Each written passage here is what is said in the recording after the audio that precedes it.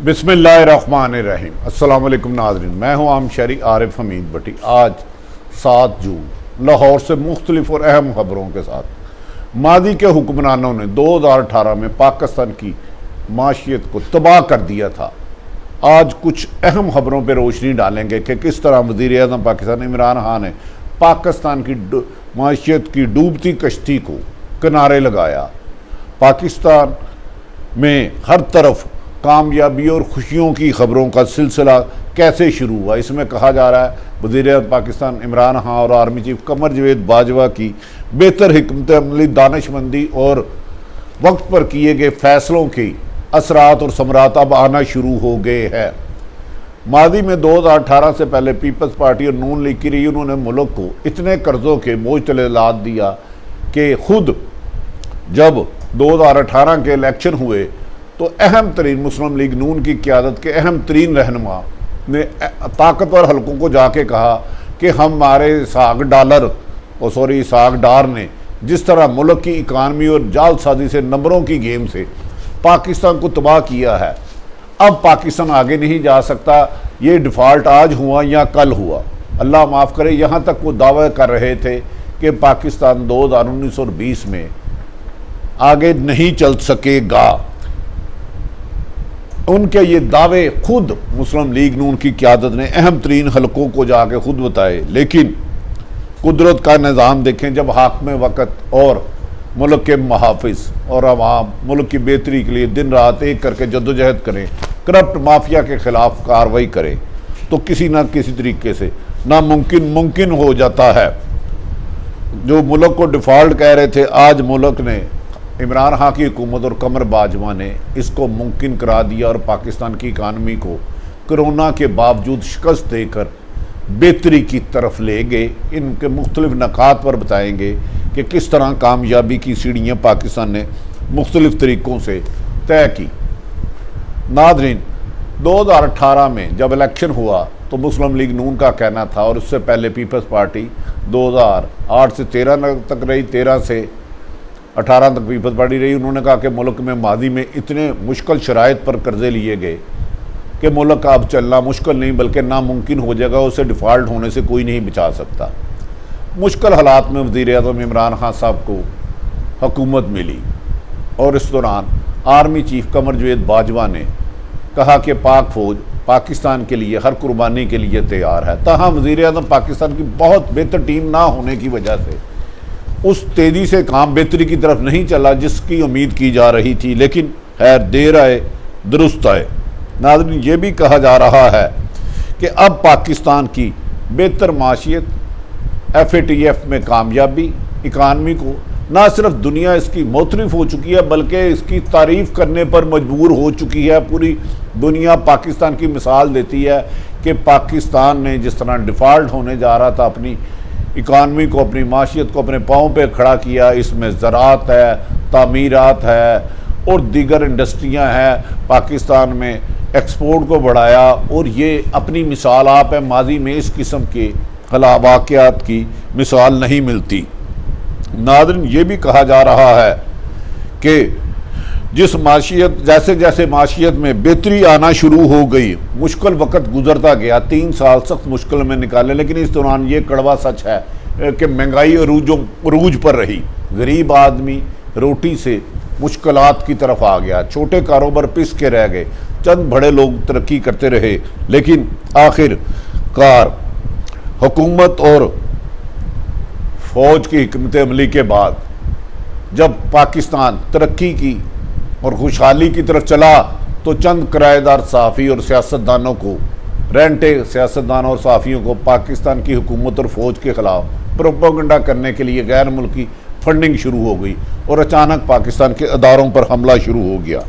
उनका ये ख्याल था कि पाकिस्तान की फ़ौज को कमज़ोर करके तरक्की के इस रास्ते को रोका जा सकता है, क्योंकि एक तरफ अमेरिका अफ़गानिस्तान से अपनी फ़ौज की इनखला चाह रहा है और पाकिस्तान, भारत सामने खड़ा है, तो पाकिस्तान मुश्किलात का शिकार होगा। लेकिन इस मौके पर पाक फ़ौज ने बेहतर हिकमत अमली बनाकर ना सिर्फ अमेरिका को माजी की निस्बत एयर बेस देने से इनकार किया बल्कि ड्रोन हमलों से भी इनकार किया और फ़लस्तीन और मकबूजा कश्मीर पर बेहतर पॉलिसी पर दुनिया ने इसराइल और भारत में इंसानियत सोच के सलूक की मजामत की और लाखों करोड़ों एहतजाज किए गए।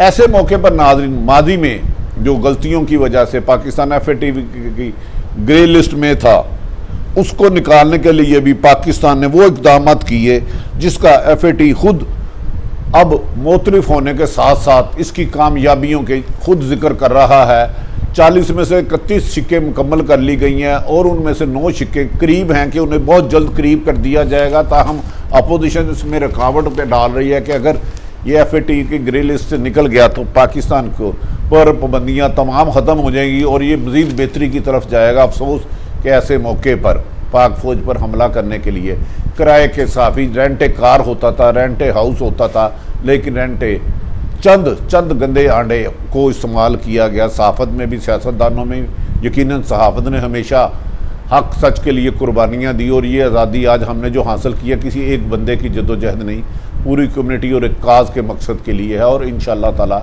इस पर पाबंदी कोई लगाने का तसव्वुर भी नहीं कर सकता।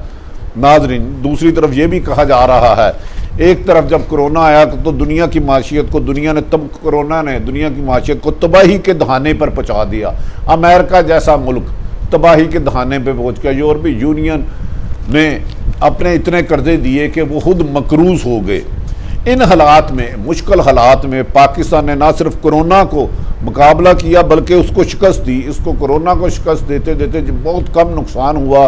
पाकिस्तान की माशियत को भी तरक्की और कामयाबी की तरफ ले जाना शुरू कर दिया, जिसमें हुकूमत और फौज की दानिशमंदी में बर वक्त फैसले थे। इन दिनों में, मादी में, जो पाकिस्तान में कपास के अलावा तकरीबन हर फसलों में बहुत माजी की निस्बत 2 गुना बेहतरी आई। जो किसान बदहाली का शिकार था, जो 1 एकड़ में 70-80 मन चावल करता था, अब 120 से 25 मन चावल और इसी तरह गंदम और मकई और दीगर पैदावार में ना सिर्फ इजाफा हुआ, जिससे किसान ना सिर्फ खुशहाल हुआ बल्कि अपने ऊपर और अपने लिए मज़ीद मरात लिया। ऐसे मौके पर हुकूमत ने किसानों के लिए आसान शराइत पर कर्जे दिए, नौजवानों के लिए बड़े पैमाने पर कर्ज़ों का ऐलान किया और उस पर अमली इक़दाम भी कराने शुरू कर दिए। दूसरी तरफ पाकिस्तान की अवाम जो तेज़ी से बेरोज़गारी की तरफ जा रही थी, से उन्हें हुनरमंद बनाया गया, बाज़ टेक्निकल ट्रेनिंग दी गई और इस ट्रेनिंग से पाकिस्तान की अवाम और आम शहरी अपने रोज़गार कमाने में ना सिर्फ उसको आसानी हुई बल्कि कामयाबी से वो अपने और अपने ख़ानदान की रिज़्क़ को लेके आगे चलता रहा। नाज़रीन, ये भी कहा जा रहा है कि CPEC की कामयाबी के बाद, जिसके बारे में अपोजिशन और कुछ मुनाफिकीन ने प्रोपेगेंडा किया, रेंटे मुनाफिकीन ने, उमुल मुनाफिकीन, इसमें हर फील्ड के लोग आ जाते हैं जहाँ बहुत अच्छे हैं। उन्होंने CPEC के ख़िलाफ़ प्रोपेगेंडा किया कि इस पर काम रोक दिया गया, इस पर कामयाबी मुमकिन नहीं है, स्लो कर दिया गया। जबकि इस दौरान CPEC को आसफ सलीम बाजवा ने ऐलान किया कि मुकम्मल ऑपरेशनल कर दिया गया है। इस CPEC के प्रोजेक्ट्स में 90-80% कामयाबियों के बाद पूरी दुनिया के अहम ममालिक ने CPEC में शामिल होने और सरमायाकारी करने की दिलचस्पी का इजहार किया और पाकिस्तान की पॉलिसियों को एक कामयाब पॉलिसी करार दिया। और उन्होंने कहा कि आने वाले वक्त में इस रीजन में CPEC के ज़रिए पाकिस्तान से दीगर ममालिक भी अरबों खरबों रुपए के फ़वाइद हासिल कर सकेगा। जैसे जैसे ये रूट चलेगा, पाकिस्तान के लिए, पाकिस्तान की नौजवान नस्ल के लिए रोज़गार, बिजनेस और कारोबार और दीगर शराइत आएंगी। जबकि ये भी कहा जा रहा है कि नाज़रीन, मादी में कुछ हुकूमतों ने बिजली के सेक्टर पर IPP के साथ अरबों खरबों रुपए की कमीशन लेके पाकिस्तान की 22 करोड़ आवाम का खून चूसा, महंगी बिजली ली जिसके पैसे अदा करना नामुमकिन थे, लेकिन इसको पाकिस्तान की 22 करोड़ आवाम पर इसका बोझ डाला गया। अब IPP के साथ नेगोशिएशन करके इसके मुआहदे में कमी की गई और इस तरह तकरीबन नए मुआहदों में और IPP को कन्विंस करके हुकूमत पाकिस्तान और पाक फ़ौज ने मुश्तरका तौर पर एक मंतली बना के 770 अरब रुपए की बचत की, जो माजी में मुमकिन ही नहीं था।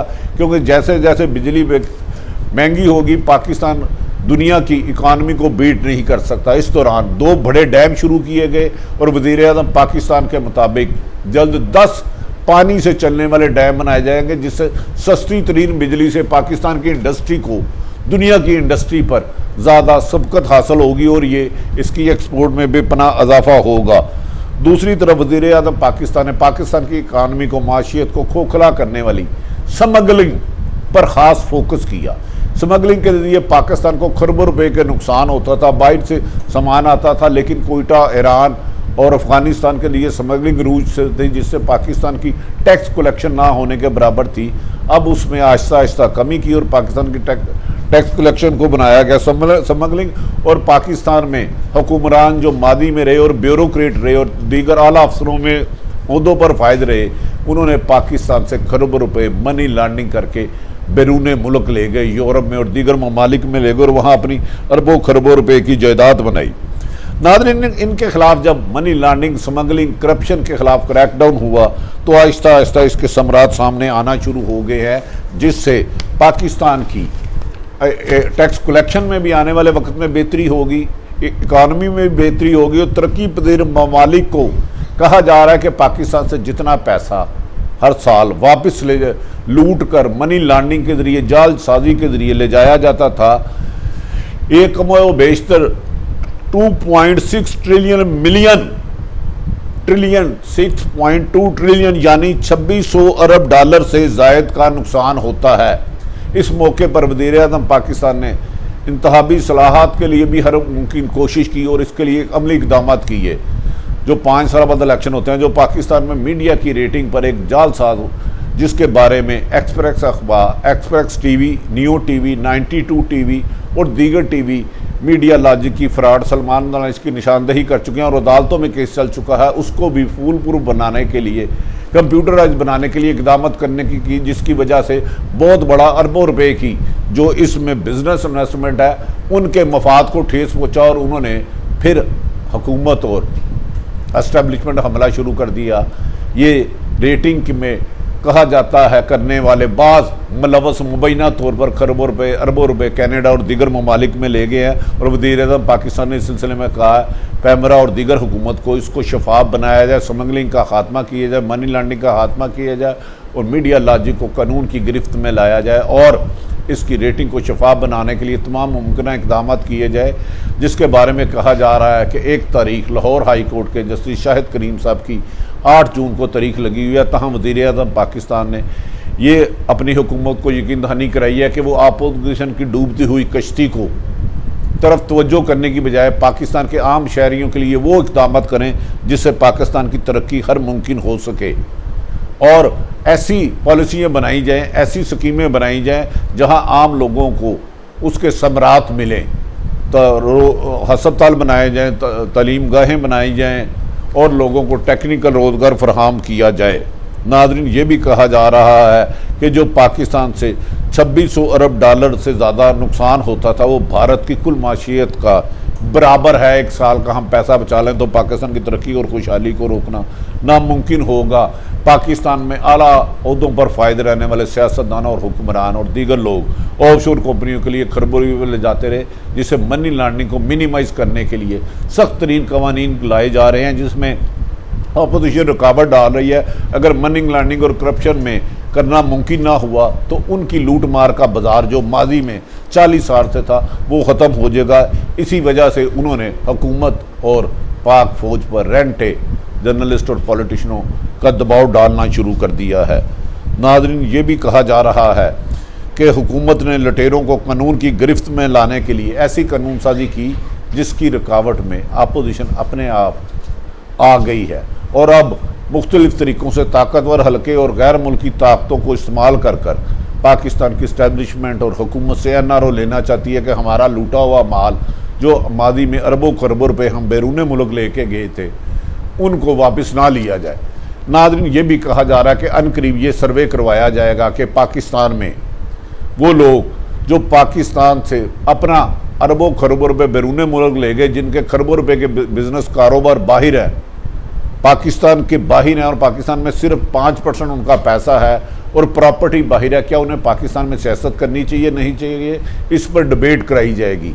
और ख़ुसूसन पाकिस्तान की अदलिया और फ़ौज पर हमला करने वालों के बाज़ कनेक्शन बैरूनी मुल्क से मिलने हैं, जिसमें भारत, अमेरिका और इसराइल के साबित हैं, जिनके बारे में मुकम्मल शवाहिद इकट्ठे करके उनके खिलाफ क्रैकडाउन किया जाएगा। ताहम किसी भी सूरत पर नाज़रीन, बीइंग एक जर्नलिस्ट, और सहाफ़त पर पाबंदी और कदगन लगाने के हर फैसले की मज़म्मत की जाएगी, लेकिन किसी भी सियासतदान को या शख्स को या सहाफ़ी को मुल्क के इदारों पर हमला करने की इजाज़त नहीं दी जा सकती, क्योंकि ना मैं CIA हूँ, ना मैं मोसाद हूँ, ना मैं FI हूँ। हाँ, मैं फ़ौज हूँ, क्योंकि फ़ौज ही पाकिस्तान की मुहाफ़िज़ है। आरिफ हमीद भट्टी ने कहा कि मैं फ़ौज हूँ, जिसने इल्ज़ाम लगाना है लगा ले।